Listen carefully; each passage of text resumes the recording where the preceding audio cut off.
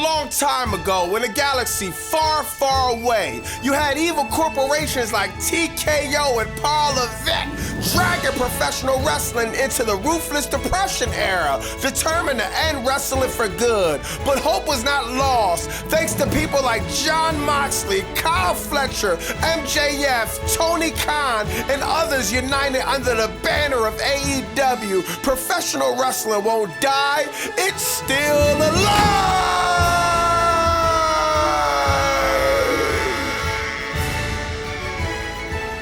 It's still alive.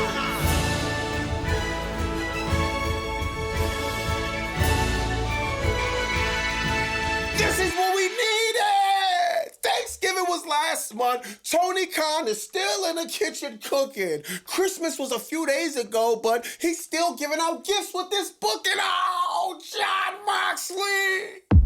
When this all said and done, Jon Moxley will be one of the greatest professional wrestlers that ever laced a pair of boots. What him and what Tony Khan did yesterday was on the level of, the writing was on the level of William Shakespeare.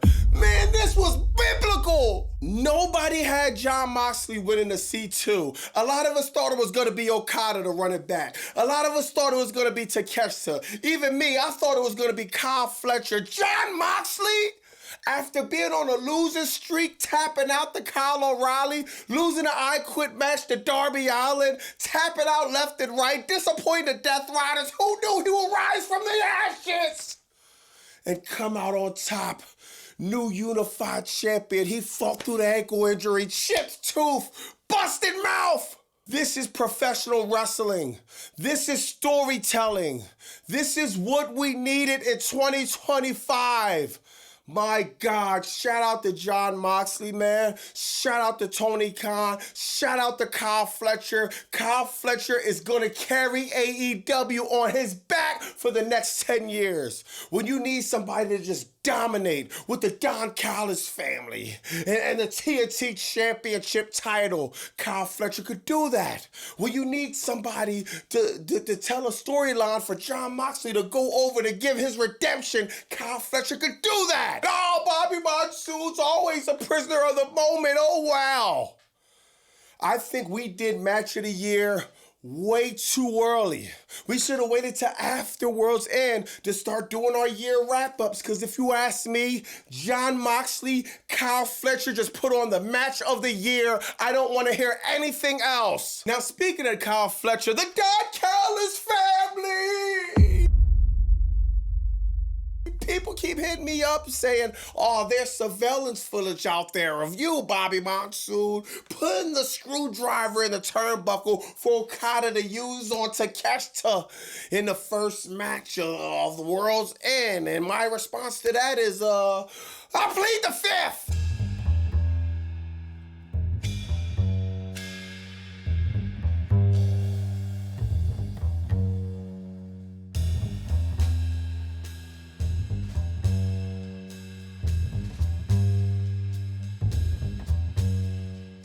Now, as we all know by now, MJF walks out of World's End, two-time AEW World Champion. This is what we all needed, bro. Even though it was predictable, even though we knew he wasn't going to turn in that contract and pull a Christian Cage and lose the opportunity, this is MJF we're talking about. Of course he was going to come out on top. Great showing by MJF. Now, this is the only thing I want. I don't want to hear no excuses. MJF in 2026, we need him on Dynamite on a weekly basis. I know you got Happy Gilmore, you got this movie, that movie. That's great, MJF. We need you in professional wrestling. We're going to need him defending the titles. We're going to need him, we're going to just need MJF presence. Top tier promo, top tier in-ring work, the full package. MJF, the title deserves to be around his waist. It just looks so fitting around his waist, bro. This dude is the top guy in AEW, man. I cannot wait to see what Tony Khan is gonna book for MJF moving forward into 2026. This ad is brought to you by the Pirates in the chat. Go to BobbyMonsoon.com. get your Ruthless Depression ad t-shirt. If you're sick of the BS in professional wrestling, if you're sick of the soulless billionaires taking advantage of the fans, show them you had enough. Go to BobbyMonsoon.com, get the Ruthless Depression ad t-shirt, then, now, and never again. Worlds End started off with Okada versus Takeshita. Now, this was a match that everybody had the highest expectations for. And I'm gonna be real, I'm gonna call a spade a spade. I love the Worlds End show. I'm enjoying AEW, everything they're doing in 2025, but this match was underwhelming. This match underperformed, dog. All the AEW sickos told me that this was gonna be the match of the decade. I got my popcorn. I ordered some pizza. I ordered some wings. I sat in front of the TV and it didn't do it for me at all, man. The match was very, very slow. I'm thinking they're going to pick it up, and I'm thinking they're going to pick it up, and I'm thinking they're going to pick it up. It just never happened. The last few minutes, the match finally picked up. Then out of nowhere, the screwdriver people keep blaming me for.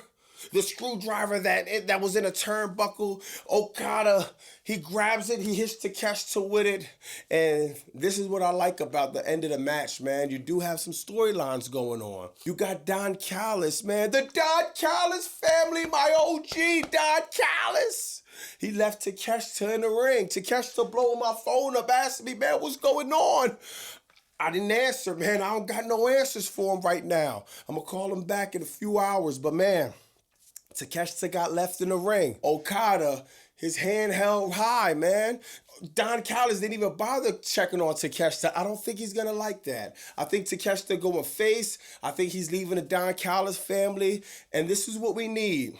Okada and Takeshita need to put on a banger in their second installment. AEW sickos was waiting for this match for a very long time. They wanted a 10 out of 10, at least a 9 out of 10. I give this match probably like a 6 out. This was one of the kind of weaker matches of the night, if you ask me. It had some storyline at the end. It picked up at the end, but my expectations was through the roof, and it started the night off. I'm thinking like, wow, this gotta be a banger. It wasn't too much of a banger, man, but I'm going to let Tony Khan cook because they're not going to only have one match. They're most likely going to have best out of 3. They might even pull an Andrade and have a best out of 7, like Andrade and Carmelo. Who knows? Next, you got the match that everybody thought Okada and Takeshita was going to be. Jon Moxley versus Kyle Fletcher, the proto-star. And man, I cannot believe this match, dog. This was a match of the year contender. This was ring psychology 101, man. Kyle Fletcher and Jon Moxley. Jon Moxley, he's selling like Dolph Ziggler, like Shawn Michaels, dog. He's selling the hurt ankle.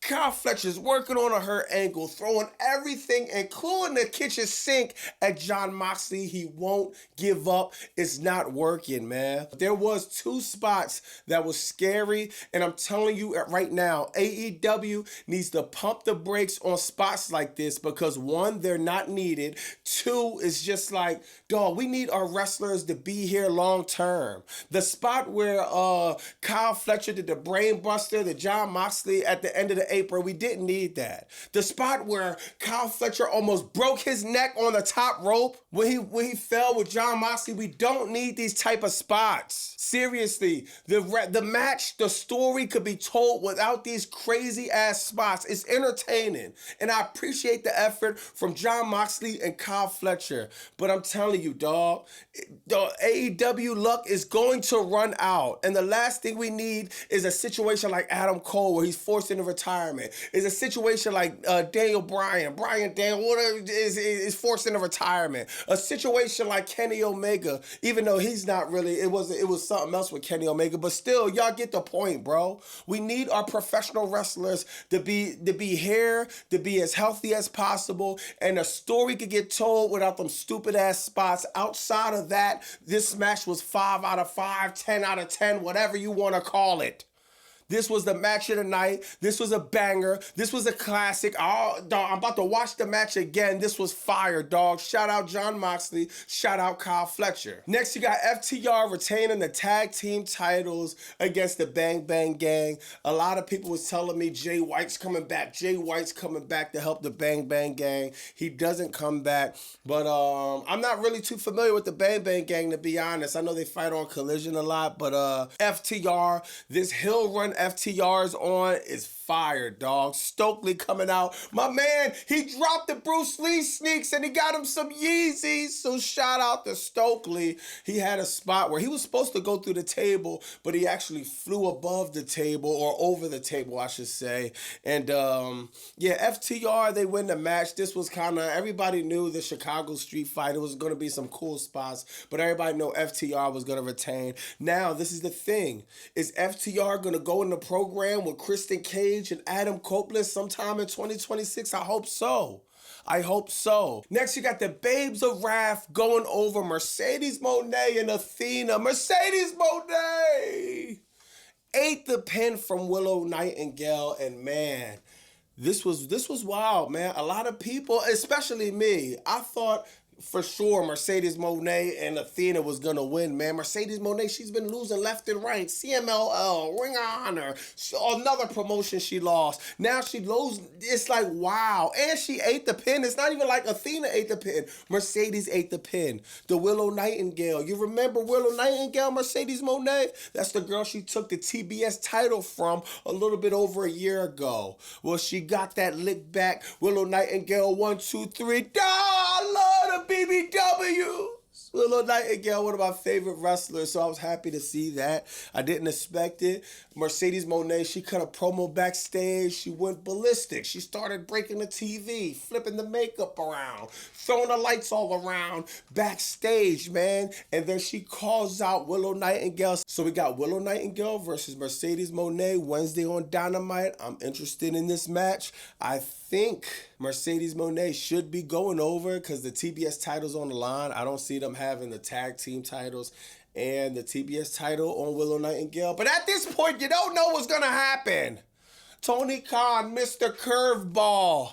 So we'll see what's going to happen, man. Next, you got Darby Allin going over Gabe Kidd by the skin of his teeth, man. Darby Allin and Gabe Kidd, man, this was a bloody match, man. We should have known anything Darby Allin's in, there's going to be a lot of blood, there's going to be a lot of pain, there's going to be a lot of hurt. And, man, Gabe Kidd beat the living hell out of Darby Allin, but it wasn't enough, man. We talking about Darby Allin, one of the toughest dudes on AEW roster. Now, this is the thing.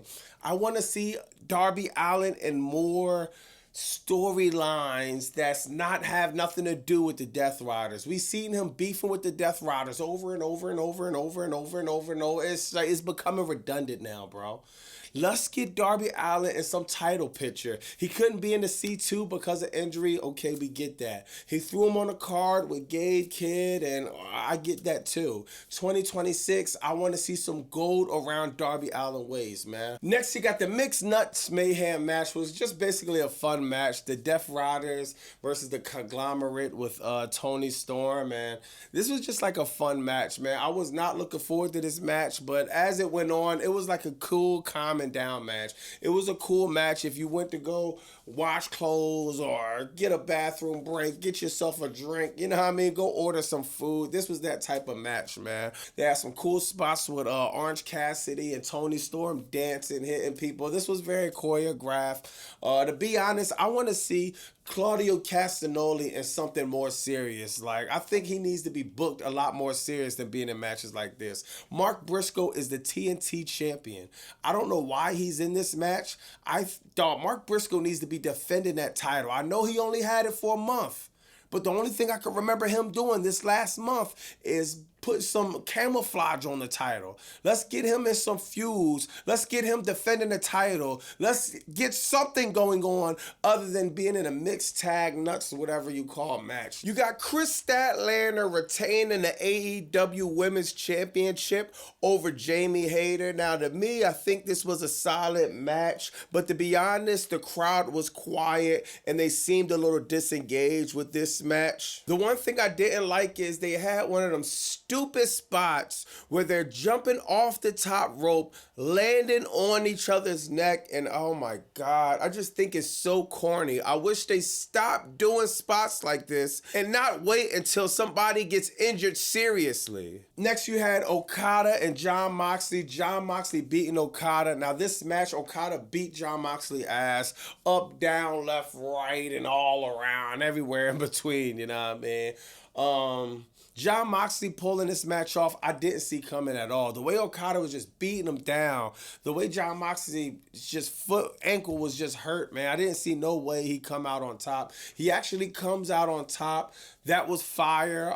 He cuts a fire promo with the Death Riders. The Death Riders sitting there all black. Everyone's waiting for the Death Riders to turn on Moxley, start stomping him out, and they don't happen, man. Daniel Garcia is holding Jon Moxley belt as they walk out of AEW Worlds End, and shout out Jon Moxley, man. We didn't see this coming. This was the best booking of the night for me. Last but not least, you got the Fatal 4-Way, MJF going over, Swerve Strickland, Hangman, Samoa Joe all put on a great performance, man. We all knew MJF was going to win. I wanted to see Swerve Strickland and Hangman Adam Page kind of go at it and kind of go into 2026, reuniting their feud that they had, but it seems like they're going to go in different directions. I don't know what's going to happen with Samoa Joe. He's still AEW Trios champion, so I mean, we'll see where the booking goes with Samoa Joe. Let me know in the comments what you think about that. AEW Worlds End! What a way to end off 2025. AEW really cooked this whole year, and I'm appreciative to just sit back and see most of the promos. I went to Allin this year, man. Like, I went to Dynasty this year, and man, AEW had a real good year. I'm expecting big things out of them for 2026. The next pay-per-view is in March, Revolution, so I'm going to be keeping my eye on that. Let me know in the comments what y'all think about that. Do you think Jon Moxley and Kyle Fletcher was the match of the night? Do you think it was the match of the year? Let me know if I'm being a prisoner of the moment. Also, what do you think about MJF being new world champion? What do you think about the Don Callis family? You think Takeshita gonna stay with us, man? Let me know in the comments what y'all think about that. It's Bobby Monsoon 215. Like, comment, subscribe. Blah!